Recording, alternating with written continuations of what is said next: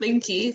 Okay, so I myself am also Charity, and I'm a final year psychology student at the University of Birmingham and the Equality, Diversity, Inclusion Ambassador for the College of Life and Environmental Sciences. It's a bit of a mouthful, but I will be your host today. And during this session, Charity and Danielle will draw upon their personal experiences and career trajectory in higher education at UAB as PhD students and share insights from this journey. Hopefully, this will be an opportunity for you to also reflect on your future options post-undergrad or master for those who are still studying, and hopefully inspire you to take on a PhD journey yourself. In all honesty, I've never really considered doing a PhD as it's never really seemed that accessible to me. And I don't think the path to get there or its benefits are discussed enough. But hopefully by the end of this talk, you can give me an insight into what doing a PhD is really like and convince me otherwise. But first, let me introduce our guests. So we have Danielle, and she is a final year BHF funded PhD student at the University of Birmingham. She completed her undergraduate studies at St. George's, University of London, and her master's in cardiovascular sciences at UAB. Her PhD project focuses on identifying novel pathways to target inflammatory T cells in acute coronary syndrome. And we have also with us Charity, and she's a third-year civil engineering PhD researcher at the University of Birmingham. She received a full Commonwealth scholarship, which allowed her to travel from her home country, Uganda, to study in the UK. She's also an assistant lecturer at Makerere University in Uganda. Her research at the University of Birmingham focuses on road safety economics, looking into how much resource should be invested to minimize the occurrence and severity of road traffic injuries, especially in developing countries.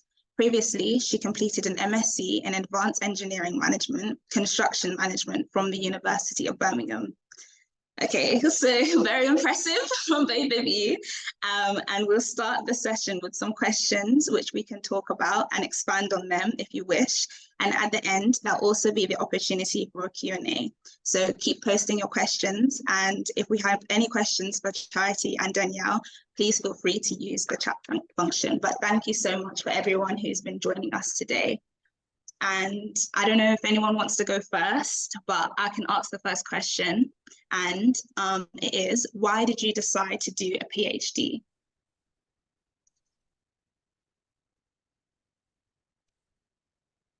I can go first. So I think for me, when I was in secondary school, I couldn't decide whether or not to pursue a career in medicine or in business. And I did biomed at St. George's, and then I still wanted to do medicine.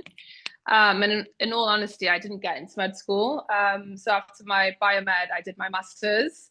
And again, with the idea of getting into med school, strengthening my application to get into medical school. But whilst doing my master's, I actually realized I really enjoyed research, and I could see myself having a career in research. However, in scientific research, you really have, it's beneficial to have a PhD to kind of progress and not reach any glass ceilings. So for me to really give myself a chance of succeeding and you know, eventually becoming my own manager at one point, I knew doing a PhD was the necessary step for in the future, basically, to progress. So that's that's how I got here. Yeah. So almost like you kind of fell into it and then it ended up being something that like you started enjoying, really. Yeah. Okay, amazing. And what about for you, Charity? Is it like similar, different? Oh yeah. Hi, I'm Charity, and yeah, it's different. It's different, I would say. So when I was at my undergrad, I attended. My father has a PhD as well, so I attended his graduation. He did it from Uganda, Makerere University, and I remember that day when I was at the graduation, there was just one female PhD at the day, and I felt like I wanted to challenge myself to be among the few women that were getting a PhD then. And fortunately, when I came to do my master's in Birmingham, he told me it's your chance to secure a place to do a PhD after your master's. So after my during my dissertation presentation, I remember the lecturer at the panel told me, "Have you considered doing a PhD?" So I was like, definitely, it was already in my plan. Like I had wanted to do it, and I was like, yes, I would love to. I've thought about it. And he helped me and guided me on how to get a supervisor and the research area. And I couldn't get funding, went back to Uganda and started working. So I couldn't start my PhD there, and then postponed my start date. But while I was working during COVID, I quit my job because, of course, lots of contracts weren't going on. I mean, because everyone wasn't going to work. And I started teaching at Makerere University, so during COVID-19 era. And that's when, as a lecturer, if you want to advance in your career, you need a PhD. So that's when I kind of applied for the Commonwealth Scholarship and got it. And I'm here doing my PhD to advance my career, and it's already something I wanted to do. So, yeah. So both of you, it's almost like you kind of needed a PhD in order to kind of further what you wanted to do when you carried on your studies.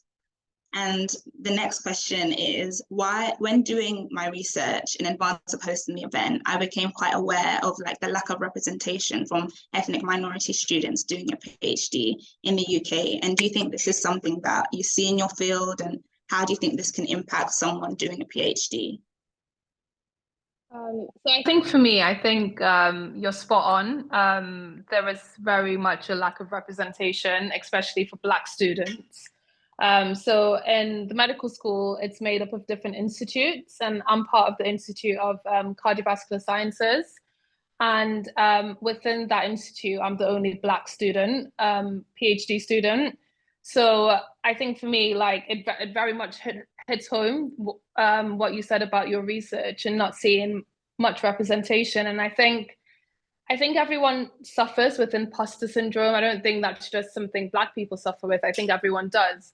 But I think when you look around and you can see that you're the only Black person, there's not even a Black male, you're the only Black student in the institute, it definitely makes this imposter syndrome feel even more real. And you feel as though, really, should I be here? Why is there no one else that kind of looks like me? And then even when you look further up the sort of like chain of jobs in terms of postdocs and PIs, again, there was one Black woman, but she's now left. And there isn't any Black PIs or managers within my institute. So yeah, I think it can really make someone feel that you don't necessarily belong within your field or within your institute. How do you think it's something that you kind of like overcome, or like this kind of imposter syndrome, not really seeing anyone around you? How do you like deal with it?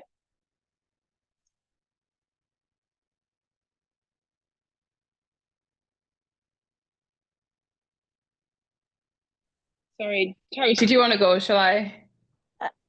Okay. I'll basically first go on the question that was asked. I thought that was directed to you. My field is quite different from yours, Danielle. That's why I do want to assume that was my experience. So I'm Black, but I'm also international. So I have more experience from the international perspective, and maybe it relates to that as well. But in my area, most of my colleagues are international students. Well, not necessarily Black, but China. It's a few of us, so mostly China and a few from Uganda. One thing that I've noticed with that, it's because of the research area as well, because I'm doing road safety economics, and most of us, it relates to us personally. I mean, we've maybe witnessed an accident or had a relative or somebody close to us be a victim of this. So from my degree, I kind of wanted to do something about this road safety that is happening. It's a very big problem in developing countries. So, and we get a lot of funding tailored to such areas, depending on what's around us. So one of the main reasons why I did the research area is because it's a need in developing countries. And of course, most Black countries qualify for that. And fortunately, people around me are are mostly international. I wouldn't, well, some are Black and other ethnicities, but yeah, it's. Although I've had I've had a conversation with a friend from physics who says they couldn't see a lot of Black students in their course and kind of didn't make them feel like it was for them. And so I think that's some people's experiences. I think I would feel the same, of course. Sometimes you need to look up to someone who has done what you're doing, or kind of to get the motivation to feel like I can do this. So it kind of would deny you the zeal to say I'm going to push on and get this done when you don't see someone that kind of you can relate to do the same. So that's how I would describe that. Definitely. Do you have anything to add? Did you want me to comment on the imposter syndrome? Yeah, I think if you want to. For me, yeah, I think again, like I said, I feel like everyone deals with this, so I think it's a challenge for everyone.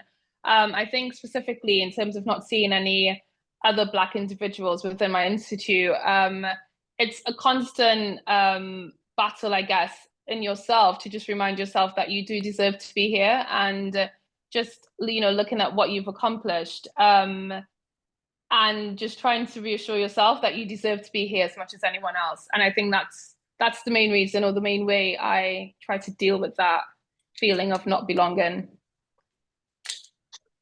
Thank you. And in your opinion, what do you think can be done to increase awareness?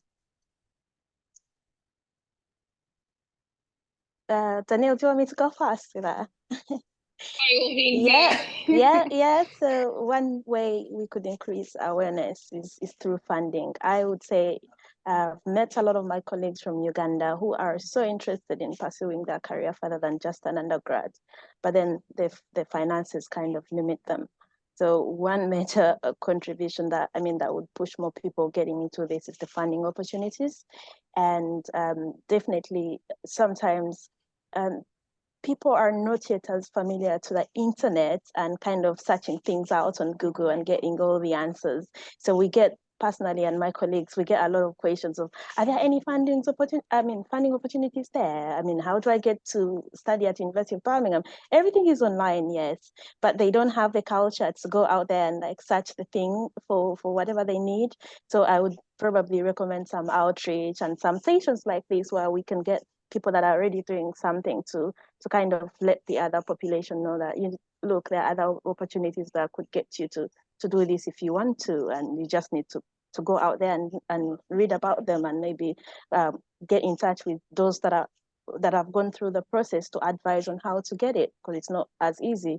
But definitely I would recommend their outreaches, going up to school. I've been to some schools here in Birmingham itself. I went to secondary schools to kind of tell them about what my experience is at university, and hopefully I just hope I impacted some of them to say, yeah, I can go to this, I can do this. That's some few minority schools, like they chose us to go reach out there and tell them that, look, you can do engineering, you can get to university. And it was a very, very good outreach. By the time we finished, everyone was like, oh yeah, I now know how many engineers exist. So it was traditionally, you have a few options, but yeah, I believe we impacted in one way or another.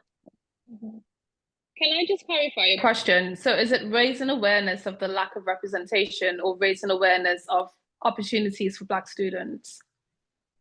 Raising awareness in terms of like representation, but you can answer it in whatever way like you kind of understand it as well. In terms of raising awareness of lack of representation, I think universities, they need to take this quite seriously in understanding the statistics. So really doing thorough research into the number of, like, for example, Black students that are in their departments doing PhDs. It's very important, because it's one thing me saying, oh, I'm the only Black student, but it's another thing actually carrying out the relevant research to actually have the statistics to back up what people and the lived experiences of people. So I think until, unis are actually funding to research into the actual facts of the problem, until that actually happens, we wouldn't have awareness of the situation, because no one's going to take what we're saying seriously until there's actually like facts to back it up. So I worked in a company when they were doing like an ethnicity research data collection to find out the actual numbers of different ethnic minorities within and just ethnic groups within the company. And once you have that information, you can then actually target specific groups to then, like Charity is saying, go out and do outreach to specific ethnic groups to actually see how best we can get them and encourage them to come into PhDs. So I think that basically there needs to be actual teams looking into this and actually finding out the actual data. For example, last week I hosted a panel event for Black History Month with medical doctors and scientists. And according to one of the panelists, if you actually try and search the number of Black female academics within the UK, you can't find that statistics because the research has never been done. So if it's not important enough to actually find out the research and find out the statistics, we're never going to be able to fix the problem because we don't actually realize or know the actual details. Does that make sense? Yeah. Yeah, definitely. I think just more investment in general, and like even talks like this increase awareness. So I think it just needs to be like brought on a broader scale so people are like made more aware. We have some questions in the chat as well. Question for Danielle. Did you find greater representation of Black women in leadership roles / academia at St. George's? Why did you choose to come to Birmingham to do your PhD? So actually in St. George's, there wasn't Black women, but there was definitely Black males in terms of lecturers and principal investigators. There was definitely more Black academics at St. George's. And I think actually what's interesting is I think when there's people of similar cultures to you, it's very easier to break down any barriers. I think that's just a known fact. So I think I felt very comfortable with speaking to certain lecturers, which probably understood me a bit more. So yeah, and the reason I chose to come to Birmingham is that my family, we live in Birmingham. So I was just returning back home basically. And yeah, just went to Birmingham. Nice. And we also have another question. What opportunities are there for networking and building a community that is representative and has role models? I think this is for either one or both of you, if you want to answer. I'll let you go first, Charity. I think, Danielle, you may be more aware of this because I mostly relate to student events where one of them is Societies by the Guilds, where I think my first time in the UK, the society that made me feel at home was an East African society because I'm from East Africa. So it was nice to meet people from the same the Black community from the same country and in same regions, and it helped me network and kind of get to know them. But on a senior level, minus the student level, I've not, minus the Black History Month events, not really seen a lot of specific events for strictly Black community. If I may to add into that, the Westmere department, the University Graduate School, it's there to support students as well to create a community and an environment for them to network. And as well as the Race Equality Network has just opened for postgraduate research students recently, and there's an opportunity to network as well, at least with those working at the university, if it's okay.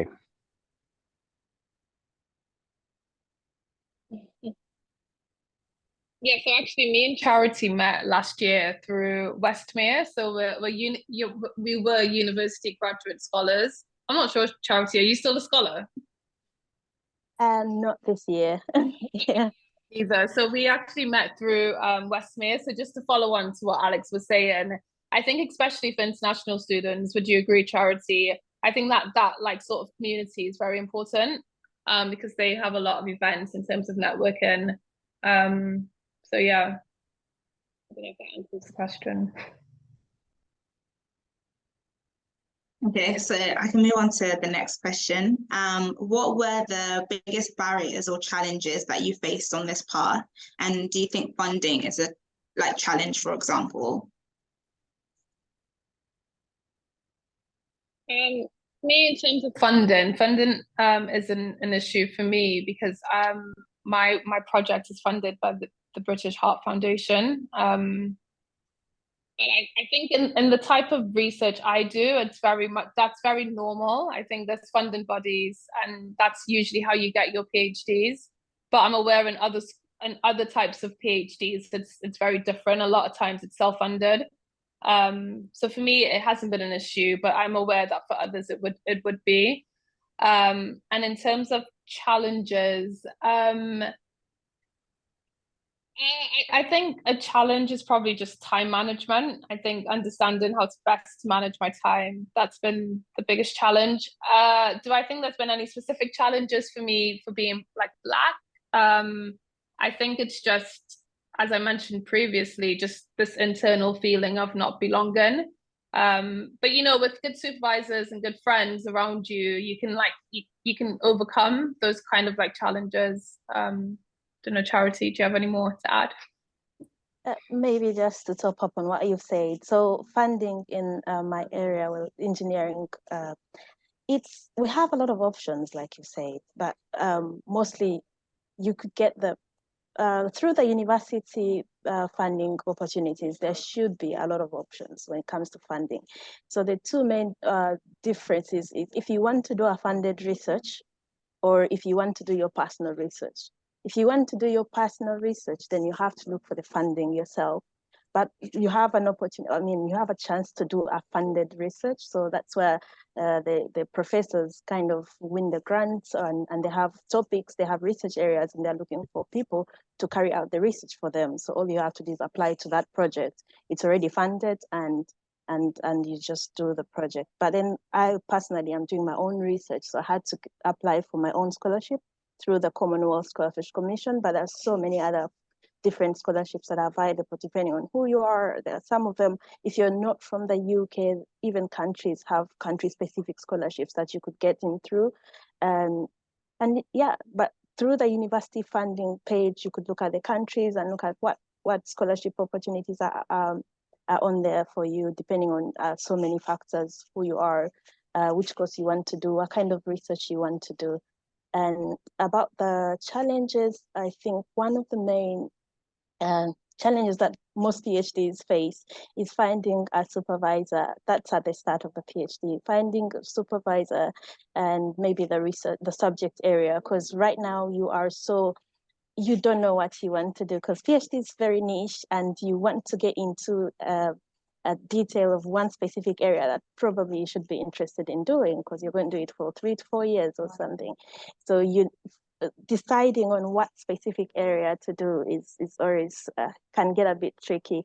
And other than that, if you want to do funded research, then you may not have a lot of challenges. And the other challenge, like Danielle had said, there's so many others, comes to time management and etc. But once you attend the Westmere events, University Graduate School events, and there are lots of events where you interact with other PhDs and kind of get to hear the different challenges people go through, you could casually attend some of those and get to hear what it is like and some of the challenges we face and how we overcome them. And it will help you also make the decision whether you're ready or not. Thank you. Do you have like any advice for anyone in terms of like maybe finding a supervisor or like what that's like? If I could go on that, well, first of all, is just think about your subject area that kind of interests you. And then when you go to the university page, look for specific professors in that interested in supervising students in that specific subject area you've chosen. So you find they mostly have bios, they have profiles online on the intranet. So if you go to the school, for example, if you want to go to the School of Engineering, you find all the professors that are willing to supervise, potential supervisors, and look at that.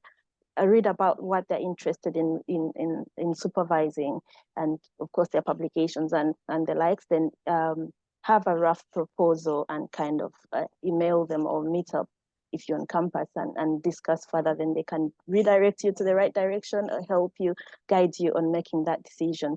But of course, the first process is go on the intranet and look at the potential supervisors and look at what areas they're interested in. Thank you. It seems like sorry.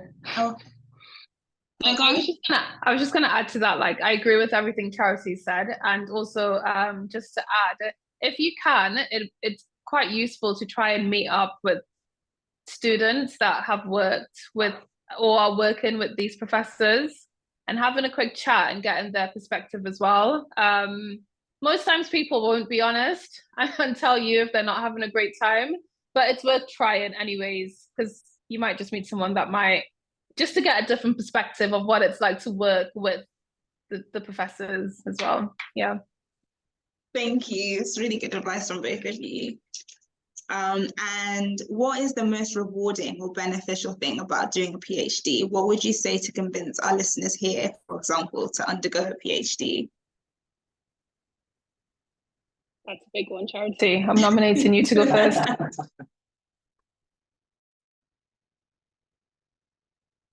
Well, to start, one of the most rewarding or beneficial thing would be an opportunity to advance in your career. So kind of take your career to another level. That was my top, because I'm a lecturer, and I mean assistant lecturer. I can't be a lecturer without a PhD. So for me to become a lecturer, I needed a PhD. So that's one of the main reasons why you could think about a PhD. And again, Danielle, you dodged this, but being in sciences, like some sciences, like literally you won't get so far without a PhD. So for you to get to the heights, and I mean some science areas or job opportunities, they'll ask for somebody with a PhD. So that's another reason to make you feel like, yeah, I need to do one. And obviously, if you're very enthusiastic about a subject area and you want to read so much, because for 3 to 4 years and plus, depending if you're doing full-time or part-time, you are studying about this one subject area that you probably are so enthusiastic about and you enjoy reading about, whether it's journalism or whatever, film or engineering, anything, name it. But it gives you an opportunity to go deep into a certain area that you love so much. And keynotes, love and enthusiastic. It's so hard to push through the 4 years when you don't like what you're doing. It's really hard. So make sure you have to identify something you enjoy reading about and you're happy to do. So that's one of the most rewarding things, when you feel like, yeah, I'm doing something I like, and you find, because you're already going to bring something new to the table, like it's not been done before. So you're going to be the best at that specific area. Even your supervisors may not know as much as you know. So when you're doing a PhD, you're more knowledgeable at that specific area than anybody else. So that satisfaction of, I know this area more than anyone else, no matter how wide it may seem. But a PhD, you're going to the narrowest of the subject and going deep into that specific area. So you're the specialty. I mean, you're the specialty in that area. So it's rewarding if you want to be if you want to feel happy for your achievements.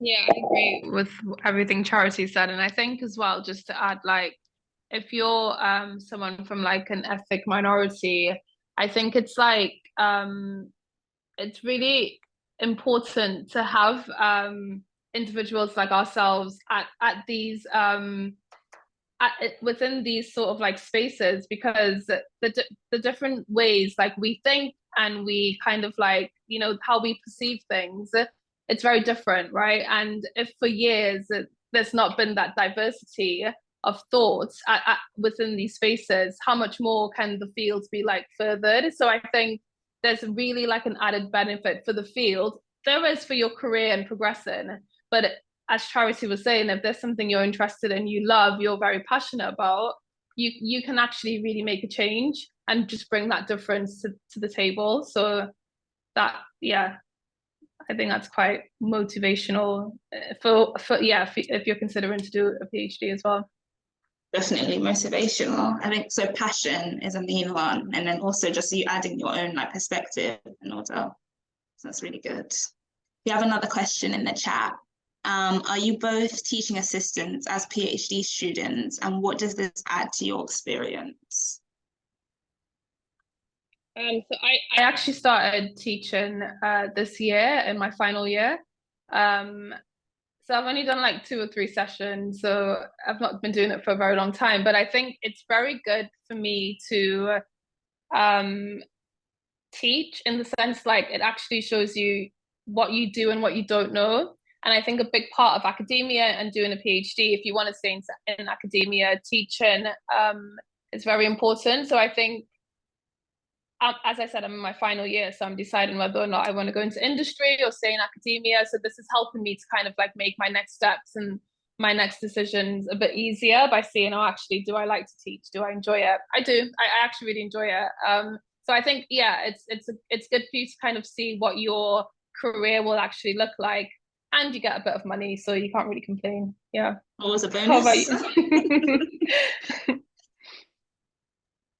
Just to add on what Danielle said, well, I've been doing this since my second year, so quite longer, and I really did it in my second year quite a lot. I had a full contract, but right now, of course, not as much. And I would say definitely it's rewarding. And personally, because I'm already in academia, I'm a lecturer, it's part of what I'm supposed to do. So the one thing that I've learned is I have taught in Makerere in Uganda, which is different. You learn that there's different teaching and learning styles in countries. So I have learned how the UK does it, and probably I know something I can borrow and maybe take back to my students in Uganda, and hopefully they can benefit from that. So if I didn't do this, then maybe I wouldn't have known that, because master's was different from undergrad, and now I get to teach some undergrads, or I do labs sometimes, or field work, or different. You can explore different different departments depending on your subject, and it tells you what you like more. And yeah, other than the money, it's rewarding, and you could apply to a certain, there's a beacon scheme. There are other benefits of doing these teaching courses. You could qualify as a professional lecturer. I'm sure Alexandra could be more aware about this, but yeah, there are benefits of doing the PGTA at the end. You can get a certificate from the university and make your professional, allow you to apply for professional teaching and all that. Amazing. And what do you wish you knew that you know now that you didn't know before? Like, is there anything that you kind of learned from this experience that you didn't know before that you wish you did?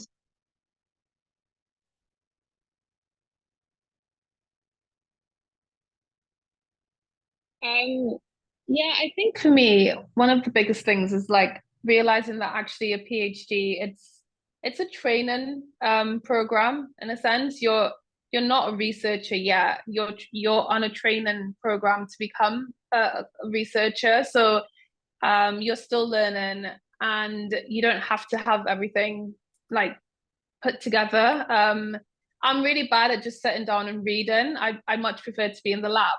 But as time has gone on, I'm becoming better at like sitting down, writing, reading. But that has taken time. So I think just remembering that you don't have to be the full package to start. That when you start the PhD, you're on the journey to becoming a researcher, and the journey still continues afterwards as well.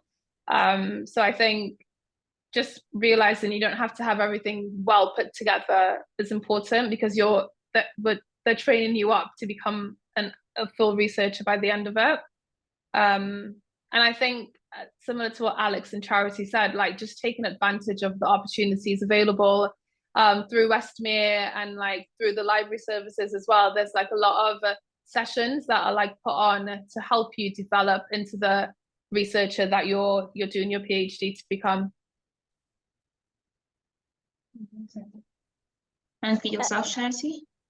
Yeah, one main thing that I wish I knew before was the fact that my supervisor will not know 100% of my subjects, because it's very easy to think because you have a supervisor, they should know everything you're doing. So clearly from the start, for those who have a chance to know this, you're going to be you're going to have better knowledge or more knowledge at your subject than anybody else. Your supervisor is there to guide us, unless it's their research, but in most cases they're there to guide us into the right path and direct. When you're going off path, they kind of suggest for you how to get back on track, but not necessarily, they don't have the answer to whatever you're doing, because you're finding the answer. The first thing is getting the research question. So you have the question and now you're finding the answer to the question. So don't expect anyone to have that answer yet. You're supposed to find the answer by the end of your PhD, if you could.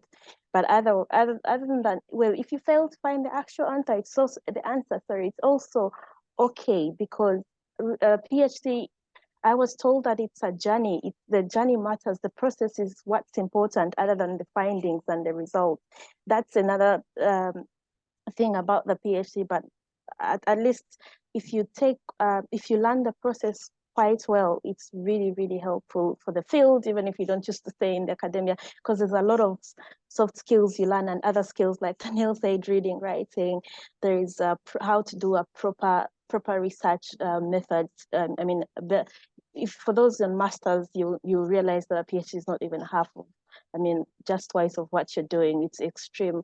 You learn very good research methods, and basically the fact that sometimes you can feel lost in your own research when you can't find the answer and you don't know the right person to ask, because you have to identify the people that can answer that part of the question, not necessarily your whole question, presenting it there and say this is the answer to what you're researching. Otherwise that won't be a PhD, because you're finding an answer to something that doesn't exist.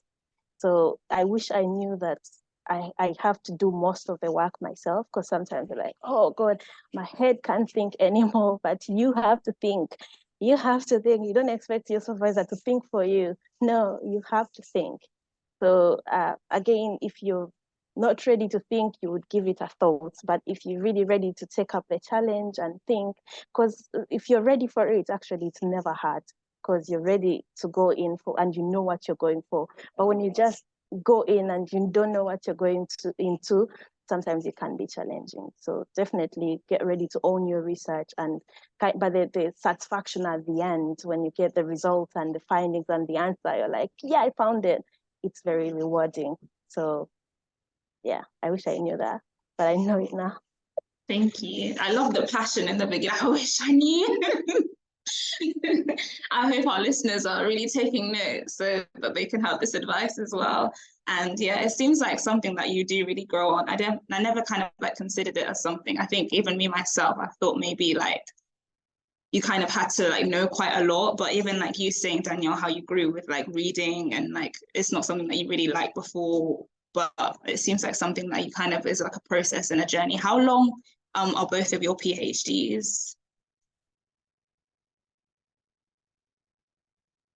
Sorry, mine's 3 years. Yeah. Sorry, mine too, because it's a full-time PhD, so minimum 3 years, and could go up to 3.5. Thank you.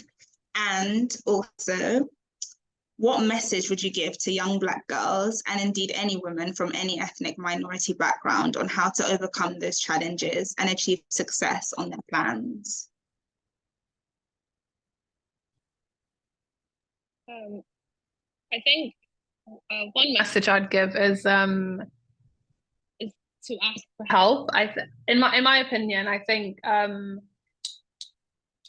it can be difficult, and I think it's with the idea of imposter syndrome, not wanting to be seen as like you don't know what you're doing, and not wanting to stand out, even though you already stand out, but you don't want to stand out for the wrong reasons. So oftentimes you just stay in the background, and not, if you need help, you wouldn't ask. So I think if you did decide that you wanted to do a PhD, you will have challenges. It might be different to my challenges or Charity's, but you know, you are gonna find some sort of challenge, and when you reach to that roadblock, ask for help.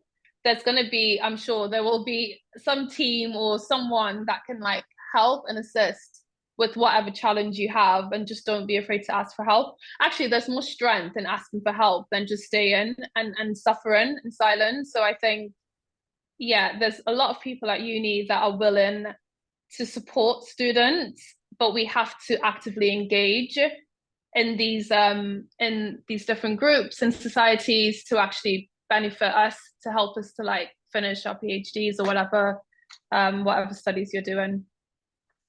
Yeah. Oh yeah. Just to top up on what you just said, some of the support is what we've been saying, that Westmere, it's so good for that support. So you have the informal PhD chats where you just go and cry or just let it out to other students that are going through the same challenges and kind of get helped. And you never know, somebody else went through, they could be in their third year and you're just in your second year. There's that extra experience they've had and they've gone through what you've gone through and they advise you, and this is how you can go about that. For example, one of the most tricky ones is the relationship with your supervisor, how to maintain it, because it's key. So your supervisor is really key on your project. So you have to maintain a good working relationship with them. But how to do it? Sometimes you may struggle to know difference in cultures or difference in people's personalities, but probably another student has had a similar supervisor, or like Danielle said, it's good to chat with people that have been through the same person. They know how they handle the person and finish. So probably I could give you tips on how to handle that person.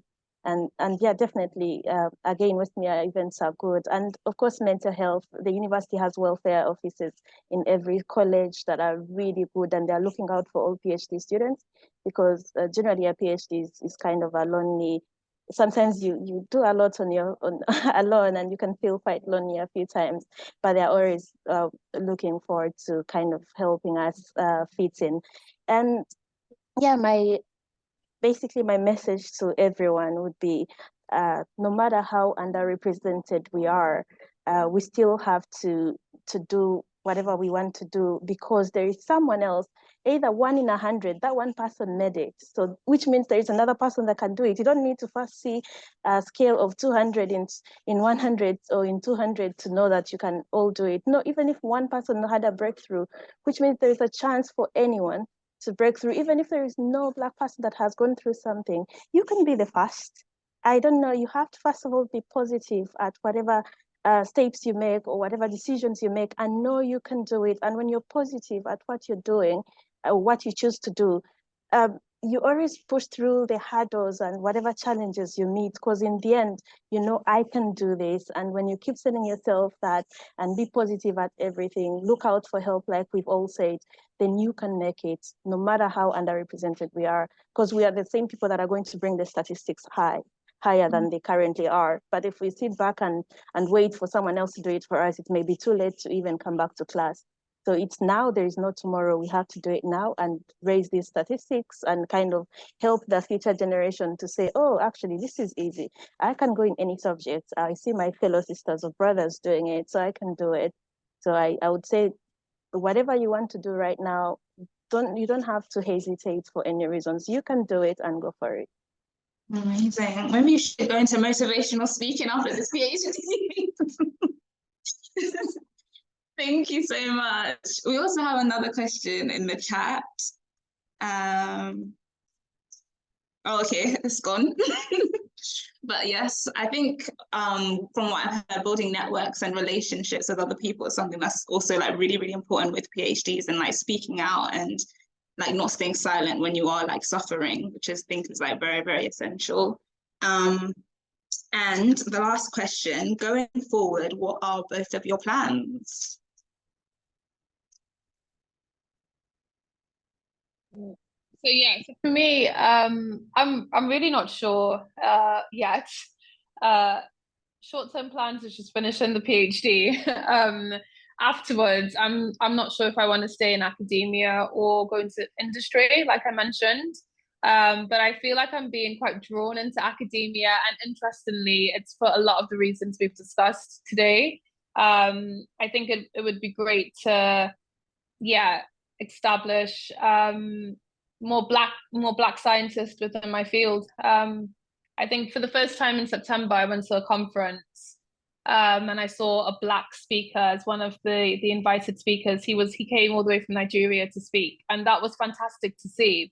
I mean, in the audience, I was still the only Black person, but it was amazing to actually see a Black professor giving a talk.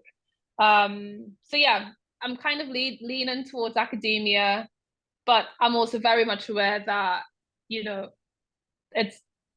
is very difficult. But as Charity said, there has to be one person that does it, right? So keep pushing. Yeah.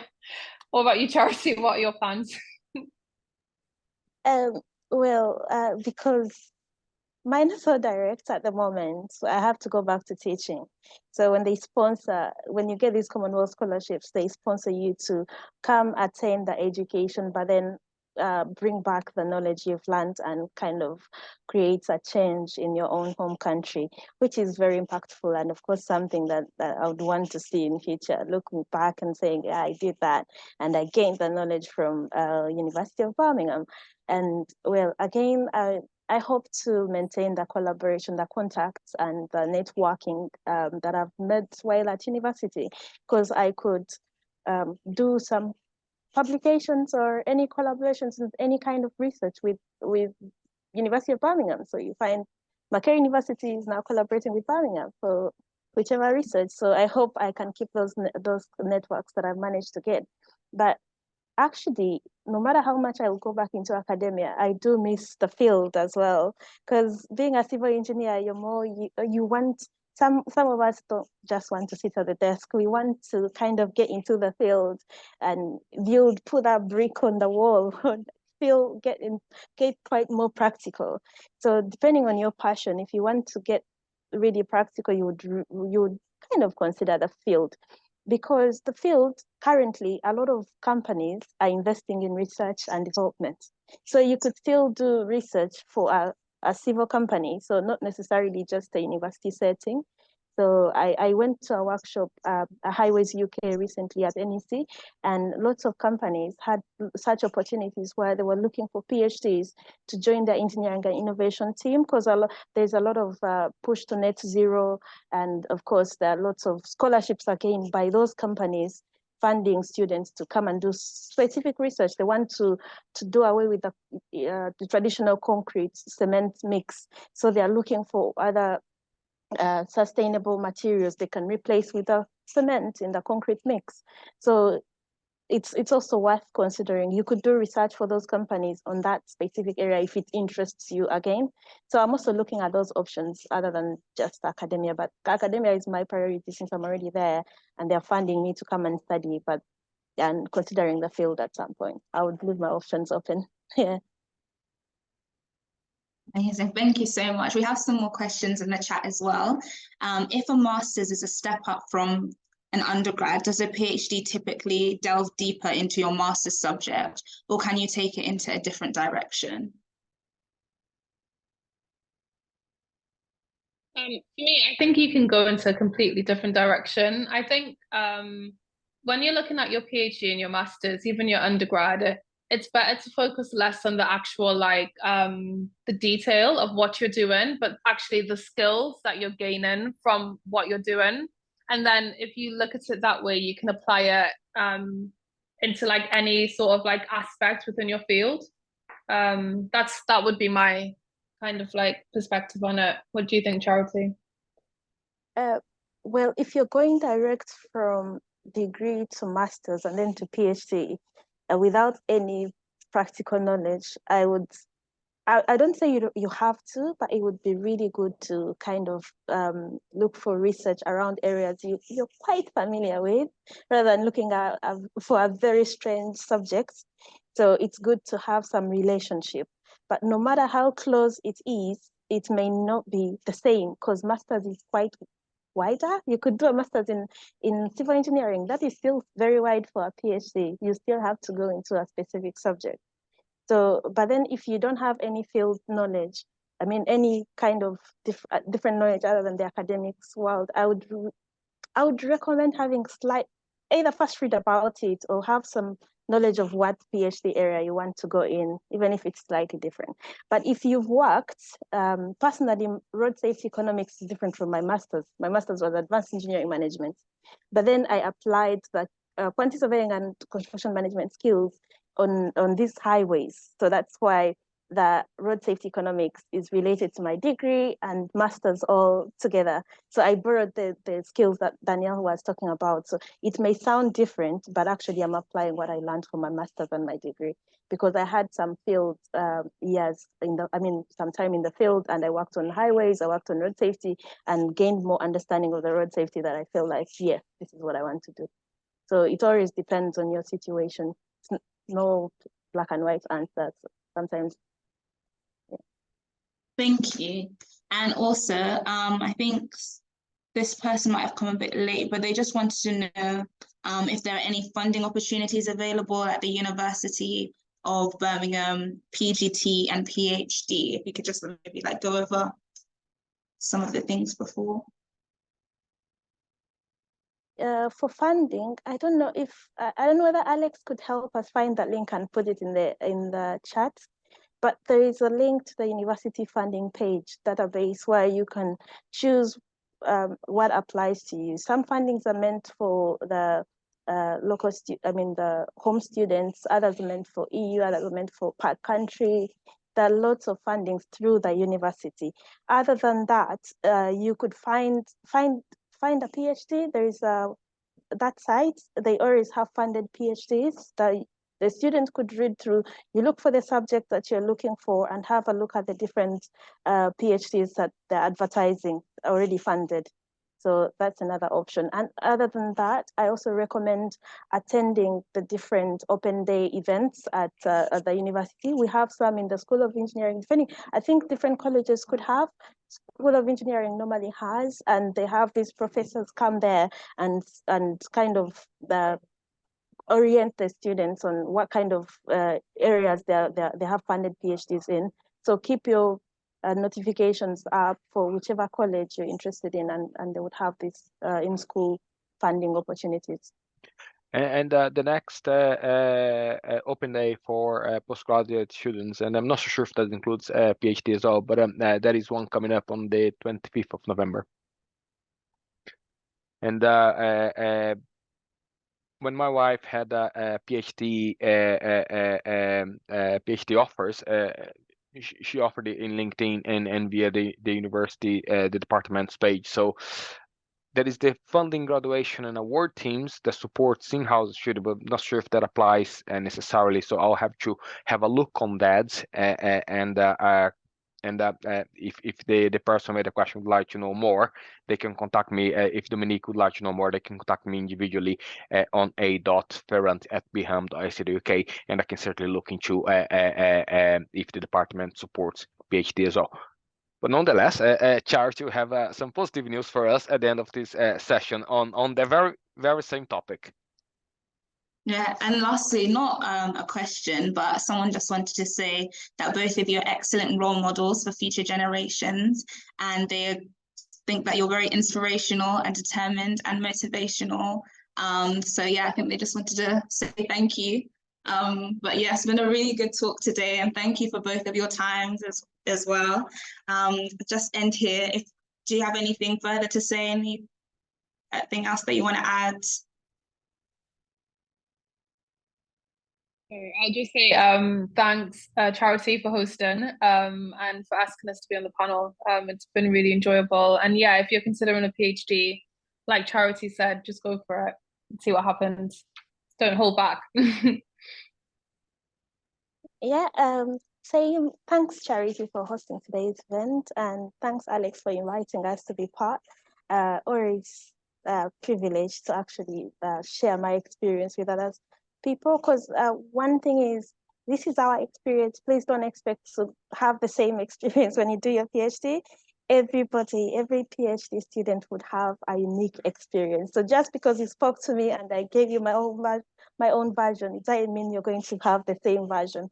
So expect something different for yourself. And well, just like I said earlier, if you want to do it, no one should stop you. Go for it, as long as you're ready. Amazing. Thank you both so much. And to end our session, we can end with some really positive news. We can confirm that UOB will roll out 10 fully funded scholarships for Black applicants in recognition of the barriers that many Black students face to complete a PhD. The funding will include stipend, training, and research support to help develop Black scholars. And further information will be released within the coming weeks, with application period going live in the new year. And the university envisions that successful candidates will start in September of 2024. So, yay!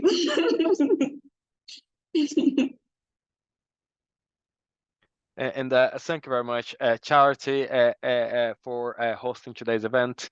If you guys want to know more about Charity's work as a Student EDI ambassador, please visit the Student EDI team webpage. And above all, a massive thanks for Danielle and Charity for your support on this event and sharing your story and your devices here with us. And I wish you both all the best on your PhDs. And I do hope to be in your graduation ceremony. So, and thank you very much for everybody who attended it today. And please keep a look for further information. Our 10 fully funded PhD, Black PhD student scholarship at the university will be releasing further information within the coming weeks. So thank you very much. Thank you. Bye, everyone.